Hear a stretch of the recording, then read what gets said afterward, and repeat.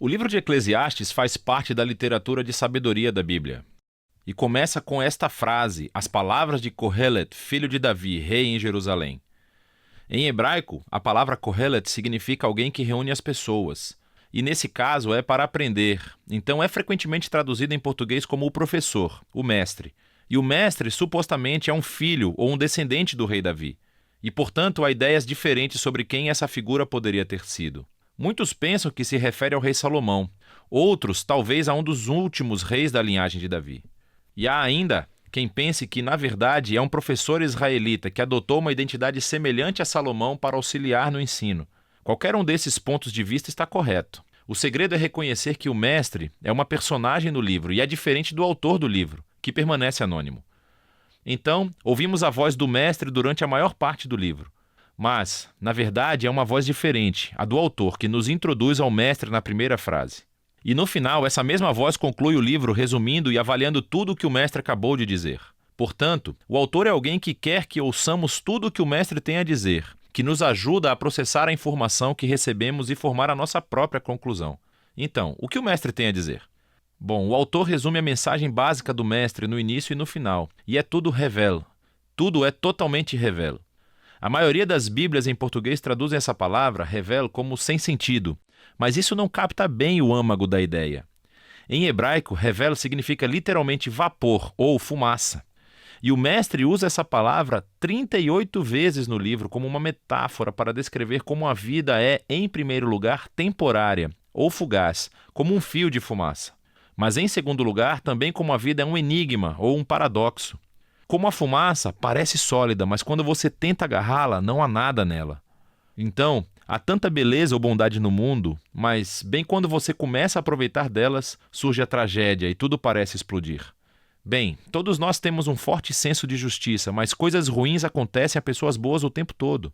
Então, a vida é constante e imprevisível, é instável, ou nas palavras do mestre, é como seguir o vento, revel.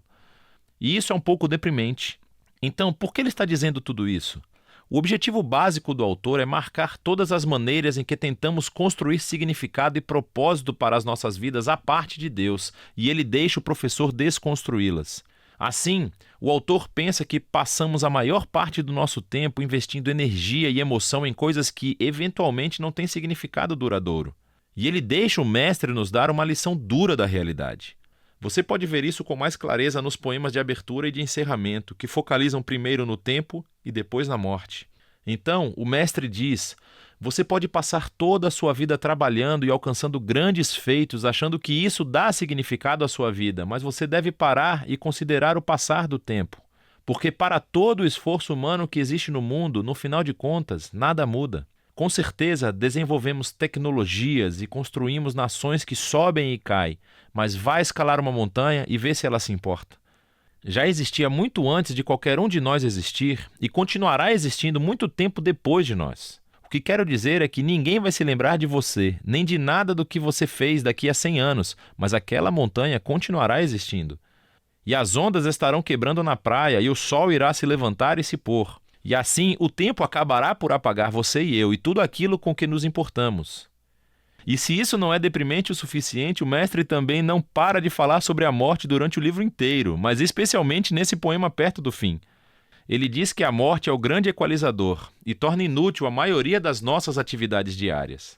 A morte devora os sábios e os tolos, os ricos e os pobres. Não importa quem você é, o que você fez, seja algo bom ou ruim, todos vamos morrer, e isso é inevitável. Assim, com essas duas ideias em mãos, o mestre passa a considerar todas as falsas esperanças e as atividades onde investimos as nossas vidas para encontrar significância, como riqueza, carreira, status social ou prazer. Então, você acha que trabalhar duro fará a sua vida valer a pena? Pense no estresse e no preço que isso causa em você, toda a ansiedade e as noites sem dormir. E no momento em que você realmente ganhar alguma riqueza, você estará muito velho para aproveitá-la. E então, quando você tiver que repassar a sua riqueza para alguém, pode ser alguém que nem se importe com qualquer coisa que você fez. Ou talvez você pense que o prazer fará a vida valer a pena. Vá em frente, viva as suas férias, viva para as festas de fim de semana. Segunda-feira sempre chega. Revel, tudo é totalmente revel. Então, o que o mestre defende É que nos tornemos hedonistas puros ou relativistas? Bem, isso seria maravilhoso. O mestre reconhece que as ideias dos provérbios, viver pela sabedoria e pelo temor ao Senhor, realmente têm vantagens. Em geral, a vida provavelmente será melhor para você. Mas veja que o problema é que mesmo vivendo pela sabedoria e pelo temor do Senhor, eles também são hevel porque não garantem uma vida boa. Pessoas boas morrem tragicamente, pessoas horríveis vivem muito e prosperam. Há muitas exceções e até mesmo a sabedoria é hevel. Mais uma vez, não quer dizer que é sem sentido, mas sim um enigma. A sabedoria não funciona da maneira que você acha que deveria funcionar o tempo todo. Então, qual é o caminho a seguir no meio de todo esse hevel? E aqui, paradoxalmente, o mestre descobre o segredo para desfrutar verdadeiramente da vida debaixo do sol. É aceitar o hevel. É reconhecer que tudo na vida está completamente fora do seu controle. Em cerca de 6 partes diferentes, em alguns dos momentos mais sombrios do seu monólogo, o mestre fala sobre o dom de Deus, que é o gozo das coisas simples e boas da vida, como a amizade ou família, uma boa refeição ou um dia ensolarado. Você não pode controlar essas coisas, certamente não são garantidas, mas essa é a beleza das coisas. Quando eu adoto uma postura de confiança total em Deus, eu experimento a liberdade para simplesmente aproveitar a minha vida como ela realmente é, não como eu acho que deveria ser. Porque até as minhas expectativas sobre o que a vida deveria ser são hevel, tudo sob o sol. E assim as palavras do mestre chegam ao fim. Aqui no final o autor fala de novo e conclui tudo. Ele diz que é importante que ouçamos as palavras do mestre. Ele as compara com um cajado de um pastor com um aguilhão, uma ponta que pode doer quando cutuca. Mas ele diz que o mestre está tentando te cutucar para que você se mova na direção certa, em direção a uma sabedoria maior. O autor então nos adverte que você pode realmente levar as palavras do professor longe demais, e poderia passar toda a sua vida enterrado em livros tentando responder aos enigmas essenciais da vida. Não faça isso, ele diz, pois você nunca conseguirá. E assim, em vez disso, o autor oferece a sua própria conclusão. Tema a Deus e siga os seus mandamentos. Esse é o dever dos seres humanos, pois Deus irá julgar tudo aquilo que fazemos, toda coisa oculta, seja boa ou má. E assim, o autor acha que é bom deixar o mestre desafiar as suas falsas esperanças e lembra que o tempo e a morte fazem com que a maior parte da vida esteja completamente fora do seu alcance.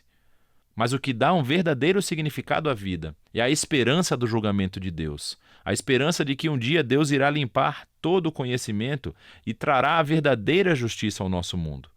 E é essa esperança que deve alimentar uma vida de honestidade e integridade diante de Deus, apesar do fato de permanecer confuso com a maior parte dos mistérios da vida. E essa é a sabedoria do livro de Eclesiastes.